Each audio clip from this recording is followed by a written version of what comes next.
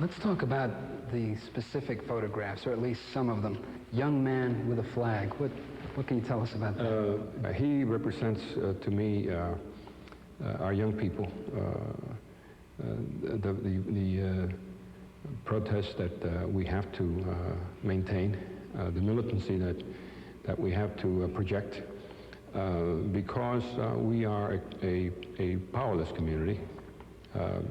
Politically, we're nowhere. We have over 1 million people in New York and one congressman that represents our interests. But you get away from New York and you really see it.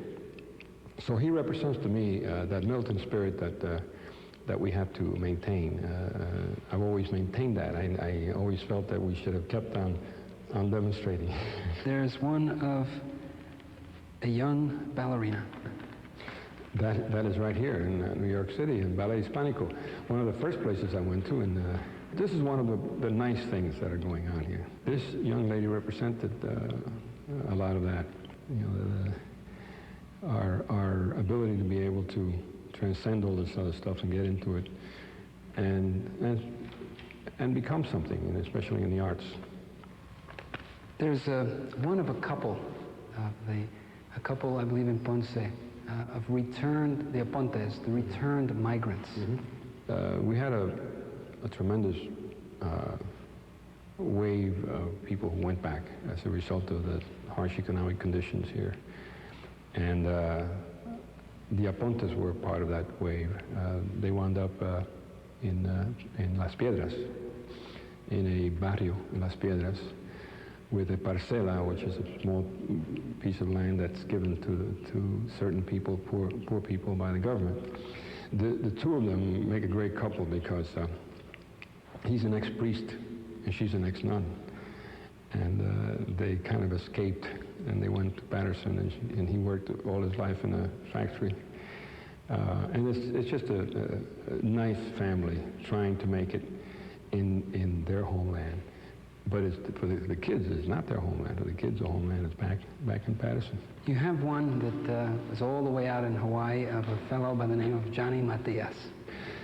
Johnny Matias is very famous in our community and in the broader community because of his baseball knowledge and coaching abilities. He's sent several people to the majors and so on.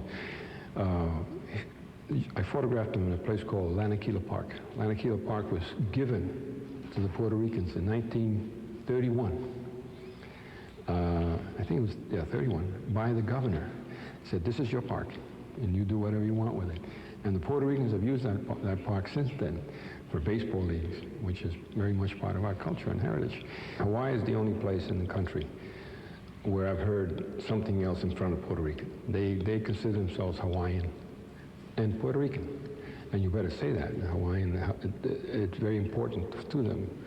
Hawaii is very much part of their heritage. You have one of a young woman by the name of Grace from the Promesa drug program in the Bronx.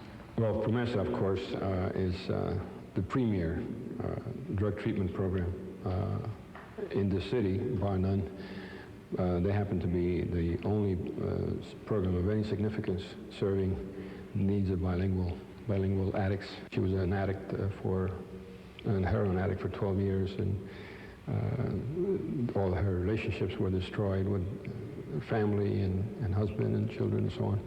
So she was getting it all back together again. And Grace is one of the people who made more of an impression on me because of her determination to make something of herself.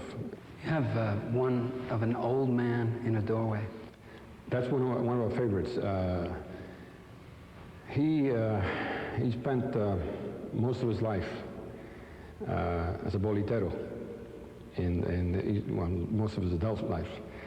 And you see him there, he's pretty much down and out now. In that picture was taken in 1965. That was also in East New York. And he's just one of these street persons, advanced in age, not being able to do what he used to do. And it was a pretty bad time in his life. You know, I lost track of him. I don't know what happened to him. You have one that in the notation it says, "What happens in a gang war?" A shot you took in Chicago. Well, gangs have always been a harsh reality, another one of those hard realities, but in particular in Chicago. Chicago has had a long history of gang warfare, long before we got there. And this young man, Tommy Jimenez, was shot. He's the president of the Latin Eagles. And his brother, before him, was the president of the Latin Eagles, and he was killed. His mother, his photograph is right next to him, and she has lost two sons and a nephew in these gang wars. In one summer in Chicago, they lost about 50 kids, young kids, to gang wars. I asked him, well, why do it? He says, there's no way out. He said, the only way you can not be a gang member, is to move out of here. And I'm not going to move from here because I have my family here, my kids, my friends, and so on. One last one that I found particularly engaging. You can't help but be struck by their smile, the two boys sitting together. Rafael and Daniel.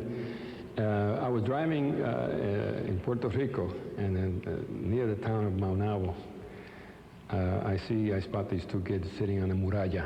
I stop and I start talking to them, and their story is very interesting. They were returned migrants. They were from the Bronx. And they had moved down, their families had moved down there a couple of years ago. And what happened is that morning they had lost their school bus. They had missed, the school bus left them. So they couldn't go home. They figured if they went home, they were going to get beat up. So they were waiting till 3 o'clock so they can go home. They're kind of an innocent kind of charm about them, and they were enjoying themselves. And we got into all kinds of other things, but that was the primary thing, was wait for that school bus to come so they could go home.